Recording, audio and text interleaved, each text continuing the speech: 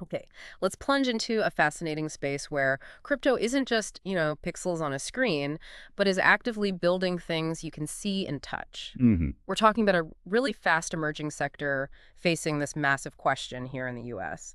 How does it fit into the existing, often complex regulatory landscape?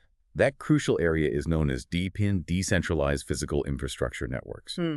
And our deep dive today uses this article, State of U.S. DePIN Regulation, as our guide, really. Right. As it explains, DePIN essentially connects crypto mechanisms, tokens, blockchains, with actual tangible infrastructure, think wireless networks, energy grids, or even environmental sensors. Got it. So, our mission today is pretty clear to unpack the recent U.S. regulatory scene, specifically how it relates to DePIN, using this source as our map. Yeah. And it points out that while the current legislative spotlight is often on digital assets more broadly, the implications for DePIN are, well, profound. These proposed policies are really set to shape everything, Everything, yeah. from how these projects operate day to day to how they raise funds and even how they reward, say, you for contributing to building this physical stuff. Absolutely. It's not theoretical at all. These are regulatory discussions with very, very real consequences for decentralized physical networks being deployed, like right now. Okay, so let's unpack the key bits of legislation the article highlights. First up, and maybe this is a bit surprising, stablecoin regulation. We're looking at bills like the Stable Act and the Genius Act. Yeah, and what's particularly insightful here is the vital link the source identifies, which Yeah. isn't always obvious. Stablecoins, it turns out, often act as the essential financial plumbing for a lot of DePINs. Plumbing, okay. Like how? Well, think about decentralized EV charging networks, or maybe those systems rewarding you for hosting a weather sensor or sharing your internet bandwidth. Right, right. So how exactly are stablecoins being used in these physical networks? The article details their use in several ways, Hmm. actually paying the operators running the physical nodes, basically the people hosting the infrastructure, Hmm. funding the decentralized autonomous organizations, the DAOs, that govern these networks, enabling tiny little microtransactions for data or power or bandwidth transfers, Hmm. and critically helping projects and users avoid the price swings, the volatility that comes with other cryptocurrencies.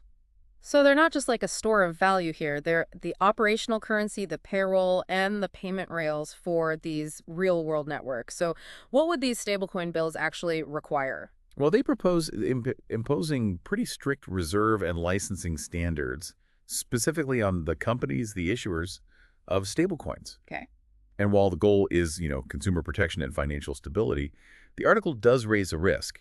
It suggests this could limit the diversity of stablecoins available to DPN projects, How so? especially those maybe relying on algorithmic ones or non-bank issued coins of potential impact. The article suggests a possible shift towards integrating with more centralized, heavily regulated options. Think USDC or PayPal USD if these bills pass across the DPN ecosystem. Interesting. Okay, now moving from the plumbing, let's talk about the fundamental components, the tokens themselves. And here's where the FIT21 Act comes in. That's the Financial Innovation and Technology for the 21st Century Act. What's the core idea behind this one? Right. FIT21. It saw quite a bit of movement in the House back in 2024. It basically attempts to create clear categories for digital tokens, Categories like. classifying them either as digital commodities, which would be overseen by the CFTC, that's the Commodity Futures Trading Commission. Like corn or oil futures. Exactly. Or classifying them as digital asset securities, regulated by the SEC, the Securities and Exchange Commission, which handles stocks and bonds. The distinction often boils down to a token's level of decentralization and its actual functional utility. And why is this, as the article puts it, incredibly relevant to DePIN? Because, and the source really emphasizes this, DePIN tokens aren't just assets for speculation. Not primarily, anyway. They are functional enablers of the infrastructure itself. Okay, explain that. Tokens like, say, HNT, Demo, or IoTeX. They reward users for deploying and powering physical hardware. They can validate data coming from sensors. And they often grant governance rights within the network. Their value is tied directly to real-world activity and use. So FIT21 could offer a potential path to clarity then, maybe allowing these utility-heavy tokens, the ones tied to physical infrastructure, to be regulated as commodities rather than securities. That's definitely the hope the article highlights. But, the uncertainty is still a major challenge right now. What if it goes the other way? Well, if a DePIN token were deemed a security, the source warns this could severely restrict its listing on exchanges, limit access for U.S. users, and impose really significant compliance burdens. That's particularly tough for smaller, early-stage projects just getting off the ground. Yeah, that sounds like a major hurdle. Now, on the compliance side, the article also brings up the Digital Asset Market Structure Act. How does this bill connect to the overall regulatory picture? So this act, introduced back in 2023, it reinforces some aspects of the FIT21 framework, but crucially, it adds requirements under the Bank Secrecy Act, or BSA. BSA, okay, that rings a bell. Anti-money laundering. Exactly. The BSA contains the core U.S. anti-money laundering and financial crime reporting rules. So what might those BSA rules mean for DePINs, especially the ones, facilitating real-world payments or transactions? Well, the source suggests potential requirements like registering as money transmitters, complying with Know Your Customer, or KYC, rules verifying user identities, Got it. and maintaining really detailed records of flows between the on-chain crypto activity and the off-chain real-world transactions. That seems highly relevant for DePINs in areas like, say, transportation or energy distribution or public utilities. Absolutely, because of their constant interaction with physical assets and actual users. The article does note that while this bill hasn't progressed quite as far as FIT21, it definitely signals a regulatory trend towards ensuring visibility and compliance for digital assets that touch the physical economy. The article also mentions the Bitcoin Act briefly, but notes it's not directly related to DePIN infrastructure itself. What's its significance then? Why bring it up? That's right. It doesn't target DePIN directly, but the article points to its relevance more as a reflection of a maturing view of digital assets in Washington. How so? This bill proposes establishing a U.S. strategic reserve of Bitcoin.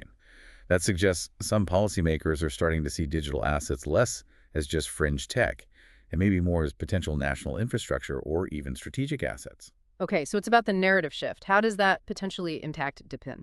The article suggests that if the U.S. starts treating crypto, or at least Bitcoin, like a strategic economic portfolio component, that same narrative could potentially extend to DePIN down the line. Ah, because DePIN provides physical infrastructure. Exactly. Physical infrastructure resiliency through decentralized networks.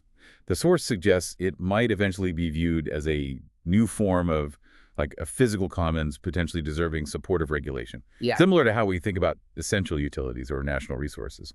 It's less about the specific bill, really, and more about the evolving conversation around digital assets' role in the national interest. Okay, interesting angle. Now, here's a piece of more recent news. The article frames as a really significant win for these decentralized models the repeal of the DeFi broker rule. Can you tell us about that original rule first? Yeah, so late in 2024, the IRS introduced this rule, aiming to expand the definition of brokers to include DeFi protocols, decentralized finance protocols. Okay. And this would have effectively mandated these decentralized platforms collect and report really extensive user transaction data to the tax authorities. But wait, for decentralized protocols, I mean, they often don't have centralized control or even user accounts in the traditional sense. That sounds technically, well, impossible. Exactly. That was the core argument against it. Opponents across the industry argued it was fundamentally unworkable for truly decentralized systems. There were widespread fears it would just stifle innovation and basically cripple the development of permissionless infrastructure within the U.S. So what happened? What was the outcome? The article highlights that in March 2025, Congress actually voted to repeal that specific DeFi broker rule. They used the Congressional Review Act, which is a process allowing Congress to overturn recently finalized federal agency rules. Wow, okay. That sounds like a direct positive signal then. What does the source say about its impact specifically on DePIN? It calls it a huge win, explicitly for DePIN, because many DePIN projects use smart contracts and token incentives that share some characteristics with DeFi. Right. But they do so to coordinate real-world activities, managing physical assets, verifying data streams, things like that. Repealing this rule prevents these projects from being suddenly subjected to unrealistic data collection requirements that just don't fit their decentralized architecture. They kind of dodged a bullet there. Yeah, it really sounds like it. So, given this complex regulatory landscape, all these moving parts, and the significant stakes involved, how are DePIN projects actually, engaging with policymakers? The article highlights some concrete advocacy efforts. Right. This moves us from the legislative text to the real-world interaction, the lobbying, the education. The source gives a specific, pretty compelling example. On April 6th, 2025, The IoTeX team, working hand in hand with the Blockchain Association, brought the DePIN message directly to Washington, D.C. Okay, what did that involve? Just meetings? It was part of a larger 35-person industry delegation, actually. And they conducted meetings with 10 different congressional offices. Importantly, they specifically targeted offices across the political spectrum. A partisan effort. Yeah, including representatives from states like California, Colorado, Ohio, New York, trying to build broad understanding. And what was the core message they were trying to deliver? As the article states, their primary goal was really to shift perception, to position DePIN not as just more speculative crypto, but as real, tangible infrastructure. They wanted lawmakers to grasp the practical applications beyond just the digital layer. Makes sense. How did they try to make that case effectively? Did they just use presentations? Well, the article notes they definitely tailored each meeting, prepping specific talking points based on the policymakers' known interests and voting histories. Smart prep work. Okay. But maybe most effectively, they included hands-on demonstrations. Hands-on demos of decentralized infrastructure, like in a congressional office. That sounds powerful. What did they show them? Yeah, the article gives a great example. Lawmakers actually got to physically interact with DePIN devices. It specifically mentions Nubila's Marco weather sensor. So this allowed representatives and their staff to literally see and touch how decentralized networks can actually contribute to things like, say, climate resilience, or improve connectivity, or enable clean energy solutions. It's a lot harder to dismiss something as just, crypto stuff when you've held the actual hardware powering it. Totally. Beyond the demos, what were the key talking points the delegation was emphasizing in these meetings? Well, they really stressed that DePIN tokens are fundamentally tied to real-world performance and utility. Therefore, they argued, these tokens should be regulated as commodities under the CFTC, aligning with the spirit of bills like FIT21. Okay. They also highlighted that projects like IoTeX itself, or GLOW, which is building decentralized solar power infrastructure, and Nubila's decentralized weather network, are actually providing public good infrastructure that benefits communities. So framing it as a benefit, not a risk. Exactly. And they specifically urged that any legislation, including FIT21, must include clear definitions and carve-outs for these real-world use cases, acknowledging they are distinct from purely financial applications of tokens. The article shares a specific anecdote, too, about sort of a breakthrough moment in one of those meetings. Yeah, it's a good one. The meeting with Representative Gabe Evans, a Republican from Colorado known for his focus on energy policy. The delegation demonstrated how DePIN could facilitate peer-to-peer solar energy sharing. And the article recounts that for Representative Evans, apparently, it clicked. Seeing that tangible application, something relevant to his interests, seemed to turn a potentially passive listener into someone who could actually become a champion for DePIN in policy discussions. That anecdote really underscores the importance of making that real-world connection, doesn't it? So, looking ahead, based on the article, what does the source suggest needs to happen next for DePIN in Washington? What are the next steps? The article outlines several crucial steps. First, and maybe most importantly, there's just an ongoing need for more education for policymakers, helping them really understand the specifics of what DePIN projects actually do and the value they can provide. Makes sense, especially given how relatively new the concept still is for many people. Exactly. Second, the source calls for clear regulatory carve-outs, or maybe specific definitions that properly acknowledge the unique nature of these infrastructure-based tokens compared to purely financial ones. Getting that classification right is key. Right. Third, support for compliant mission-aligned stablecoins is seen as pretty essential, given that, as we discussed, stablecoins are often the fuel for these DePIN ecosystems. And finally, what about actual government engagement? Pilot programs or something? Yeah, the article suggests exploring public-private partnerships to pilot DePIN solutions within federal or maybe even local government programs.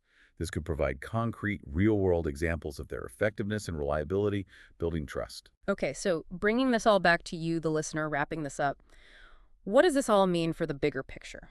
Well, the source really leaves us with a stark choice facing the U.S. Either lead in this next wave of infrastructure innovation, the kind powered by decentralization, or, frankly, risk seeing this development, this innovation, move offshore. Yeah, and it's important to remember DePIN isn't just another crypto trend, right? It's about potentially building more resilient, citizen-owned infrastructure. Think decentralized solar grids, local air quality monitors you can trust, or even community-run mobile networks. Exactly. And the legislation we've talked about today, FIT21, the stablecoin bills, all of it, It really has the power to either unlock this incredible potential or maybe inadvertently stifle it before it even reaches scale. And the article's final thought is, I think, a powerful one to sit with. With Hmm. continued advocacy and, critically, education, policymakers can move from viewing DePIN primarily as a regulatory challenge to maybe seeing it as a significant national asset. Why a national asset? Because the future of infrastructure is inherently becoming more distributed, more resilient. And that future isn't theoretical. It's actively being built today, maybe even in communities near you. So the question is, what does that shift mean for how we access services, how we share resources, and how we build truly resilient local economies? Something to think about.